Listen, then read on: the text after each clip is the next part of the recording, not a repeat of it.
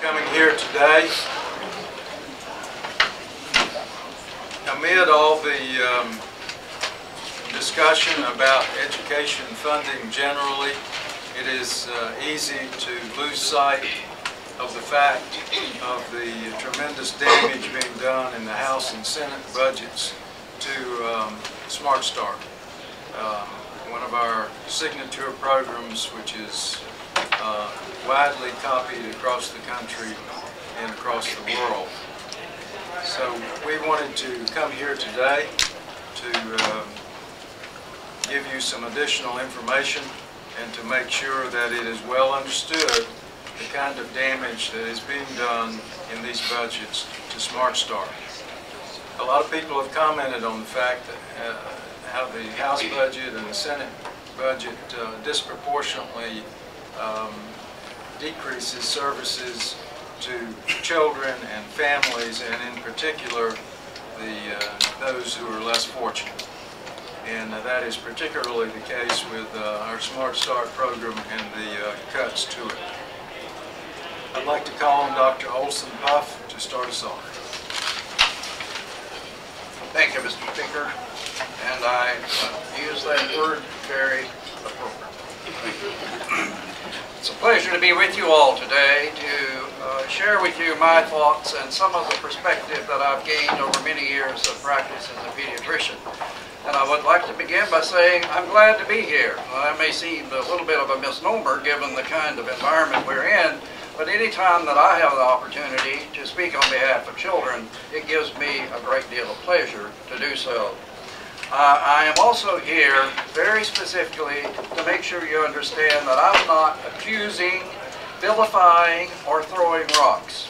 I am here to express my concern and also my displeasure on behalf of the many thousands of children that I've worked with through the years, and the children, all of the children in North Carolina who are waiting to go to kindergarten or who at this moment being born. And so this is the purpose for which I am here. I want to say that the actions of the State Senate to provide a dismantling of Smart Start, and to make no mistake about it, clearly the actions that have been taken in the budget of the Senate would dismantle Smart Start. Doing away with NCPC robs Smart Start of the very organizational ability it has to operate. Requiring partnerships to drop their administrative fees from 8% to 3% effectively nails the coffin in the ability of the human capital to operate those programs, and robbing further the partnerships of the $52 million in subsidy money that they can use to improve the quality of daycare, to improve the quality of early childhood education, further adds nails to that coffin. So make no mistake about it. Those three particular points will effectively dismantle Smart Start. There are two questions that I want to pose for us to face today. The first question is this: what is the value of a child in North Carolina? And the second question is, what is the value of that child's future in North Carolina? Smart Start answered that question years ago by recognizing that we were near the bottom of the nation in what we were doing for our small and young and vulnerable children. And a group of people, experts in health, education, and child development, came together to develop what became Smart Start. It is very, very important for every one of us to understand that this was not a political ploy. This was a crying need that arose from the fact that our children were not being effectively served, and that first question was not being appropriately addressed. And so that's how Smart Start began. And over the years, we have been able to prove the effectiveness, the efficiency, and the sustainability of this marvelous program, which has been copied throughout the nation, and indeed has been copied throughout the world.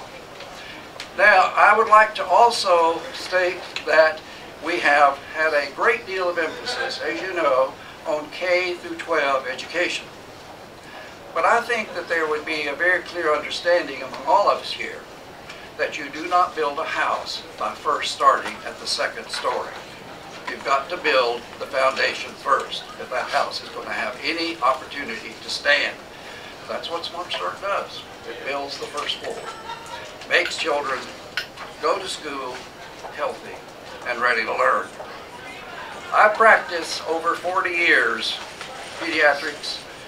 I have seen thousands upon thousands of children, and I have dealt with thousands and thousands of families. I have struggled with children through their fevers. I've sewed up their cuts. I've set their broken bones. I have wrestled with them in the emergency room in the middle of the night. I've rejoiced at their triumphs, and I have suffered with them in their failures. And sometimes, sadly, I have sat by them and their families as they pass from this world to the next. There are many things I have learned in that period of time, but one stands out significantly, and that is, with very rare exceptions, parents love their children. And because they love their children, those two questions that I have posed are what they wrestle with. They want to have their children to have the very best beginning in life. Smart Start provides the environment, a safe, healthy, environmentally rich, educationally appropriate, well-trained staff, appropriate facilities that help parents feel safe that their children will indeed be recognized for the need they have. I have also recognized that over this period of time that parents want those children to grow up to be as successful as humanly possible. And they know, as well as all of us should know, that what we do at the very beginning of life is going to be what is going to monitor the outcome later. You know the biblical perspective: bring up a child in the way he should grow, and when he is old he will not depart from it. This is what we need to remember. We need to know that the foundation of programs like Smart Start are the foundation of life that we have to engender for our children. Cutting services for children at a time when we need their skills and abilities the most is not the right way to go. So therefore, we need to go the other way.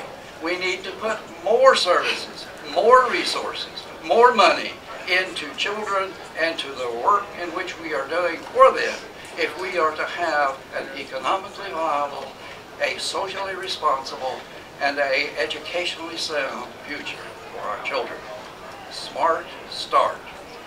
My hope is that the legislators who occupy this building and the one across the bridge will be smart enough to recognize this fact. Begin at the beginning, and the end will therefore follow appropriately. I appreciate your all being here today. I appreciate the consciousness that we bring to this program. I appreciate the work that you're doing. We must continue this work until every one of our legislators understand that their responsibility is to build the future of North Carolina, and it is built upon the way in which we care for our children today. I want to call now back Speaker Hackett. Would you like to make any further remarks here? I want to call on David Smith, who's Vice President of Evident Concepts, to speak next.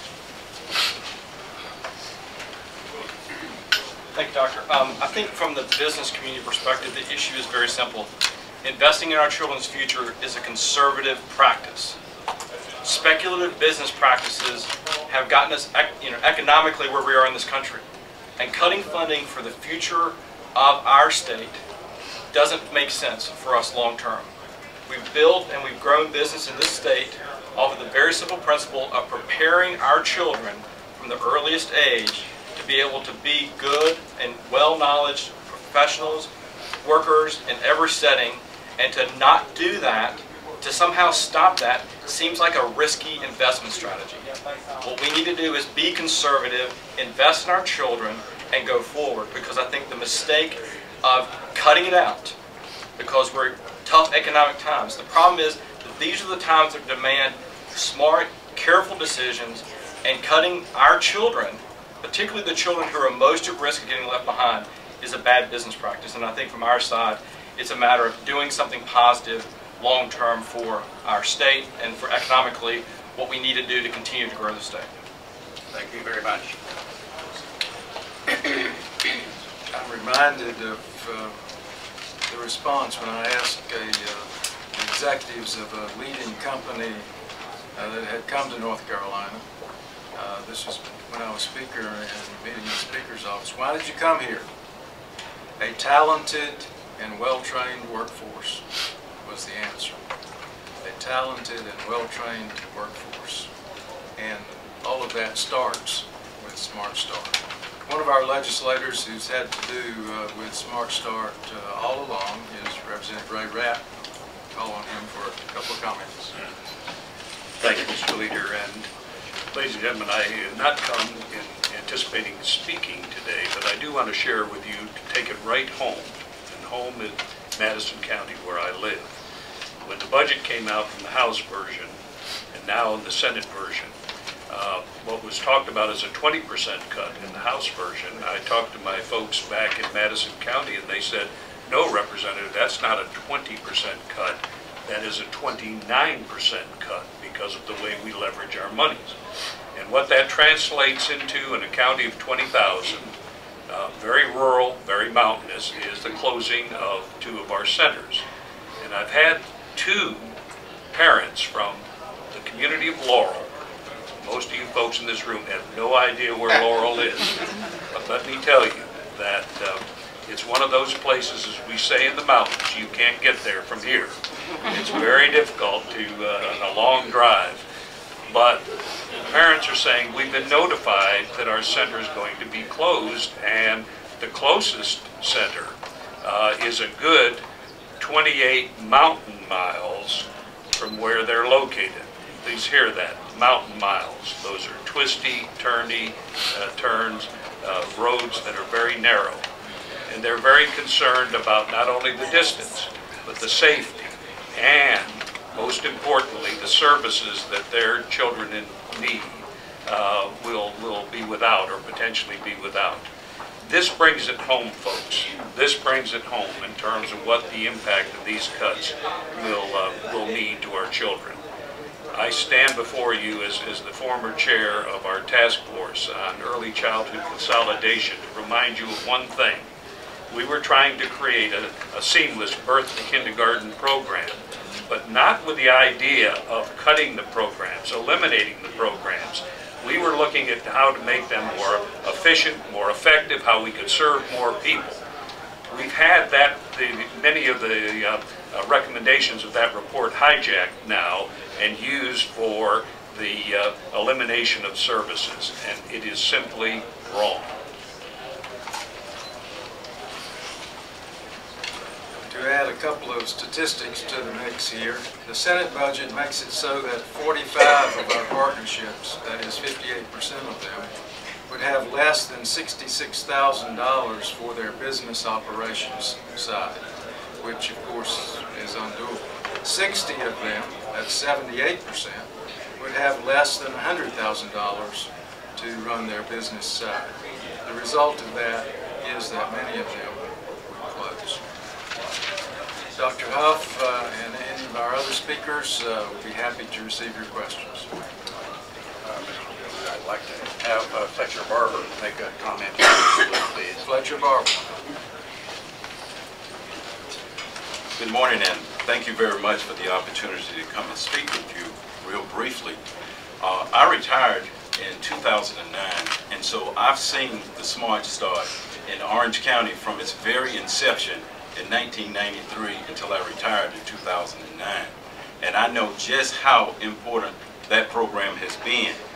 Investing in North Carolina's future should be a nonpartisan program. We shouldn't even get involved in that.